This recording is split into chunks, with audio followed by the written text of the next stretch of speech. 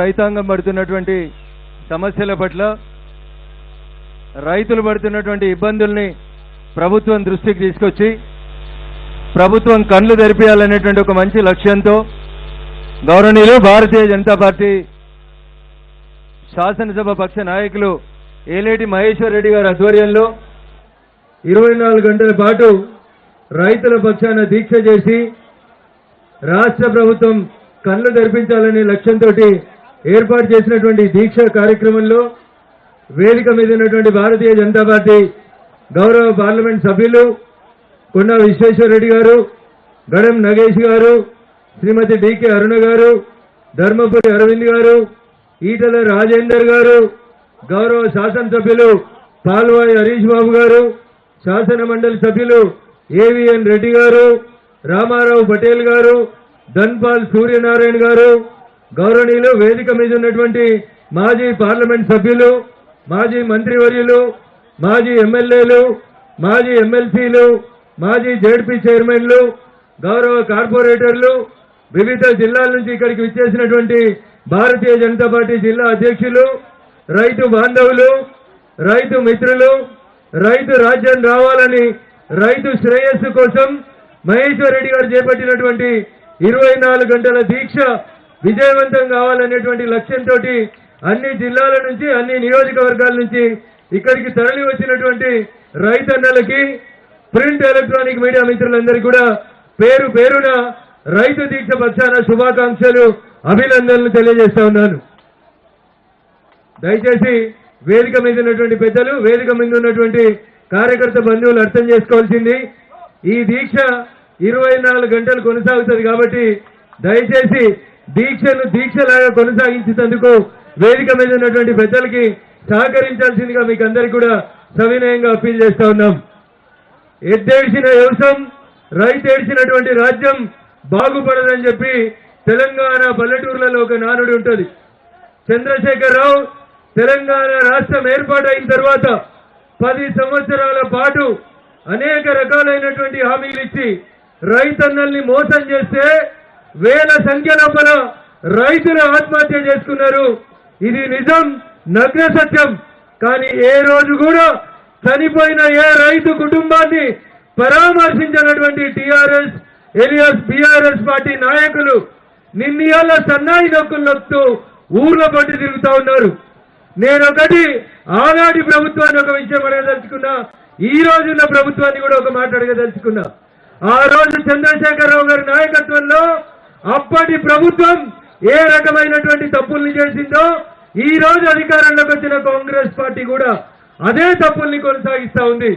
ఉదాహరణకి రైతు ఏ పంట వేయాలి, రైతు భూమిలో ఏ సారవంతమైనటువంటి నేల ఉంది అనే చూడడానికి భారత ప్రభుత్వం నరేంద్ర మోడీ గారి నాయకత్వంలో భూసార పరీక్షలు చేయాలని తెలంగాణ రాష్ట్రాన్ని ఎంపిక చేసి సుమారు 1200 కోట్ల రూపాయల్ని భూసార పరీక్షల కోసం ఇస్తే 10 ఏళ్ల అధికారంలో ఉన్నటువంటి చంద్రశేఖరరావు ప్రభుత్వం ఈ రోజు దాకా ఒక్క జిల్లాలో కూడా రైతన్నలకి భూసార పరీక్షలు చేసి సాయిల్ హెల్త్ కార్డు ఇవ్వనటువంటి దుర్మార్గమైనటువంటి ప్రభుత్వం నాటి చంద్రశేఖరరావు గారి ప్రభుత్వం అయితే అధికారంలోకి వచ్చిన 10 నెలలలో ఇప్పుడు వీళ్ళు పైలట్ ప్రాజెక్ట్ అని జిల్లాకు ఒక మండలాన్ని ఎంపిక చేసి ఇంకా మీనమేషాలు లెక్క పెడుతున్నారు తప్ప రైతులకి తన భూమిలో ఏ పంట వేస్తే ఎంత సారవంతమైనటువంటి నేల ఉంది, ఎంత దిగుబడి వస్తుంది,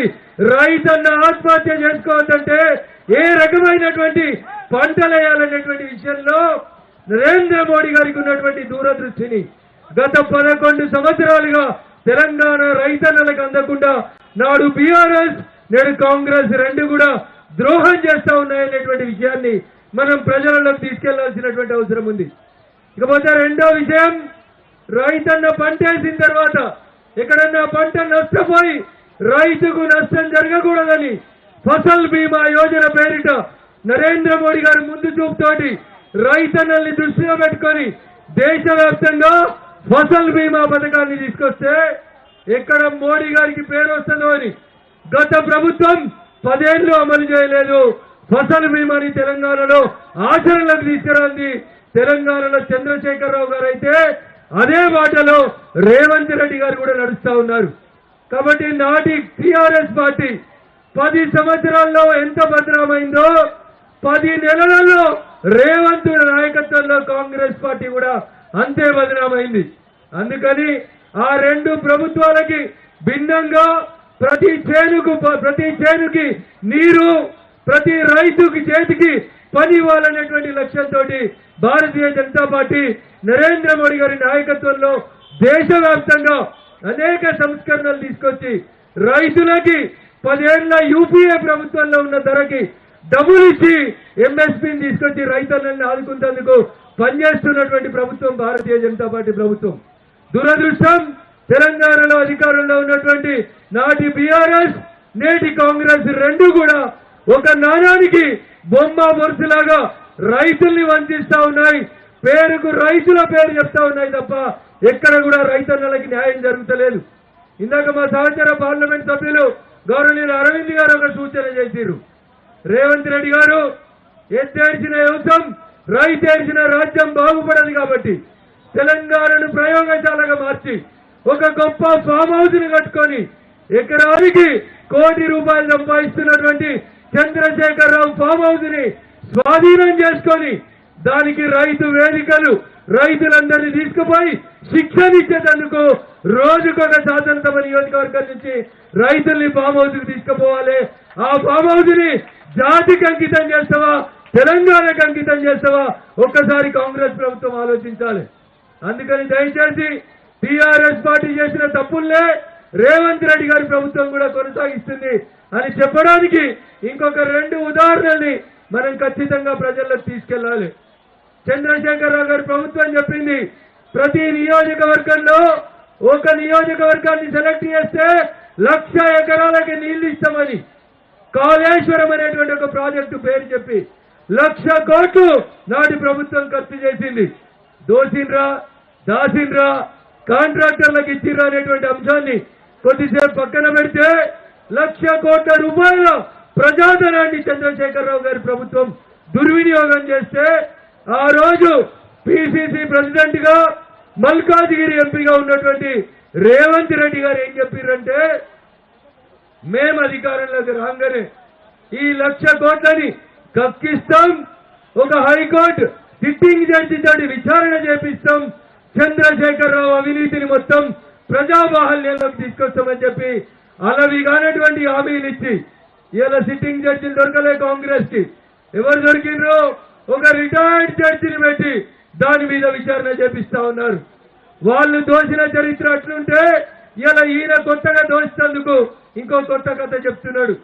మూసీ పరివాహక ప్రాంతం, మూసీ ప్రక్షాళన, మూసీ నది పేరిట నేను భవిష్యత్తులో తెలంగాణకి 1,00,000 కోట్లతోటి ఇంకో ప్రాజెక్టు తీసుకొస్తా అని చెప్పి రేవంత్ రెడ్డి ఒక కొత్త డ్రామాని మొదలుపెట్టిండు.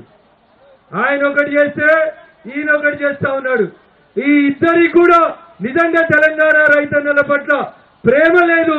కేవలం భారతీయ జనతా పార్టీ నరేంద్ర మోడీ గారి నాయకత్వంలోనే రైతన్నల కోసం ఆలోచిస్తున్నామనేది మీరు ఒకసారి అర్థం చేసుకోవాలని చెప్పి ఈ సందర్భంగా నేను మీకు అందరికీ కూడా సవినయంగా తెలియజేస్తూ, ఈ దీక్ష తర్వాత ప్రతి గ్రామ పంచాయతీ కాడ, ప్రతి చావిడి దగ్గర ఈయన మనకు తెలిసిన విషయాలన్నీ కూడా ప్రజాబాహల్యంలోకి తీసుకెళ్లి రైతన్నల్ని చైతన్యవంతం చేయాలి.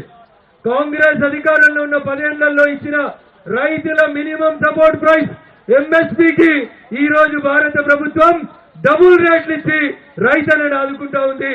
కానీ కాంగ్రెస్ పార్టీ వరంగల్ డిక్లరేషన్ పేరిట కాంగ్రెస్ మేనిఫెస్టో పేజీ నెంబర్ 6లో రాసినట్టు ప్రతి రైతుకి ఓట్లకి క్వింటాల్కి 500 రూపాయలు ఇస్తామని మేనిఫెస్టో వరంగల్ రైతు డిక్లరేషన్ లో చెప్పి ఇవాళ బోనస్ పేరిట ఇస్తాన్న 500ని ఎట్లా ఎగ్గొడదామని చెప్పి దొడ్డట్లకి ఇయ్యం, సన్నట్లకి ఇస్తాం అని ఇట్లా కొత్త రకమైనటువంటి సన్నాయి నొక్కులు నొక్కుతుంది కాంగ్రెస్ పార్టీ. కానీ భారత ప్రభుత్వం నరేంద్ర మోడీ గారి నాయకత్వంలో రైతన్నకి ఎంఎస్పీని డబుల్ చేయడమే కాకుండా రైతుల ఎరువుల ధరలు ఎంత పెరిగినా కానీ సబ్సిడీ మీద ఇచ్చి రైతు వ్యవసాయం చేసుకునేందుకు నరేంద్ర మోడీ గారి ప్రభుత్వం సహకరిస్తా ఉంది. పీఎం కిసాన్ సమ్మాన్ నిధి పేరిట అర్హులైనటువంటి రైతులందరికీ కూడా ప్రతి ఏటా డబ్బులు ఇచ్చి వ్యవసాయానికి చేయూతనందించేటువంటి నాయకత్వం దూరదృష్టి కలిగినటువంటి నాయకుడు నరేంద్ర మోడీ గారు అయితే ఓట్ల కోసం అలవిగాని హామీలు జూటా హామీలు ఇచ్చి జుమ్లా చేసేటువంటి పార్టీ ఏదైనా ఉందంటే అది కాంగ్రెస్ పార్టీ తప్ప ఇంకొకటి కాదు. కాంగ్రెస్ అంటేనే 420 జనాలు నమ్మాల్సినటువంటి పరిస్థితిని 10 నెలలలో కాంగ్రెస్ పార్టీ తీసుకొచ్చింది. అందుకని దయించి రైతన్నలారా ఆలోచించుండ్రి. కాంగ్రెస్ ఇచ్చిన హామీలు, కాంగ్రెస్ అమలు చేస్తామని చెప్పిన మాటలు, రైతు డిక్లరేషన్ పేరిట ఢిల్లీకి వెళ్లి నాయకుల్ని తీసుకొని వచ్చి వరంగల్లో చెప్పిన మాటల్ని ప్రతి మొబైల్ ఫోన్ లో ఈ 24 గంటల రైతు దీక్షలో మళ్ళీ మనం ప్రతి ఇంటికి చేరేలాగా వరంగల్ డిక్లరేషన్ సీడీలని మన మొబైల్ ఫోన్లలో వినిపించాలని చెప్పి మీకు అందరికీ కూడా తెలియజేస్తూ, కేవలం తెలంగాణ రాష్ట్రంలో తెలంగాణ రైతాంగం ఎదుర్కొంటున్నటువంటి సమస్యలు పరిష్కారం కావాలన్నా, ఈ సమస్యలన్నింటికి ఒక దిక్సూచి, ఒక నావ కనబడాలంటే దానికి కేవలం భారతీయ జనతా పార్టీ మాత్రమే డైరెక్షన్ ఇవ్వగలుగుతుంది అనేటువంటి ఒక మంచి ఆలోచనతో ఈ 24 గంటల రైతు దీక్షని ప్రారంభించి తెలంగాణలో ఉన్న రైతన్నల్ని మేల్కొల్పేందుకు పార్టీ చేస్తున్నటువంటి ఈ లక్ష్యాన్ని, ఈ కార్యక్రమాన్ని ప్రతి బూత్ వరకు, ప్రతి గ్రామ పంచాయతీ వరకు తీసుకెళ్లాలని మీకు అందరికీ కూడా విజ్ఞప్తి చేస్తూ, అవకాశం ఇచ్చినటువంటి వేదిక మీద ఉన్నటువంటి పెద్దలందరికీ, ముందున్నటువంటి రైతు బాంధవులందరికీ కూడా పేరు పేరున శుభాకాంక్షలు, అభినందనలు తెలియజేస్తూ సెలవు తీసుకుంటా ఉన్నాను. జై జవాన్. ఏమైనా స్లోగన్స్ ఏందాక పోవాలి? గీనే ఉంది సెక్రటరియట్ పక్కన, జర గట్టిగా చెప్పారు కదా, చెట్ట కింద మా అన్నలు గట్టిగా చెప్పాలి. జై జవాన్, జై జవాన్, జై జవాన్. రైతుల్ని మోసం చేసిన కాంగ్రెస్ ప్రభుత్వం వెంటనే గద్దె దిగాలి. రైతుల్ని మోసం చేసిన కాంగ్రెస్ ప్రభుత్వం వెంటనే, రైతుల్ని మోసం చేసిన కాంగ్రెస్ ప్రభుత్వం వెంటనే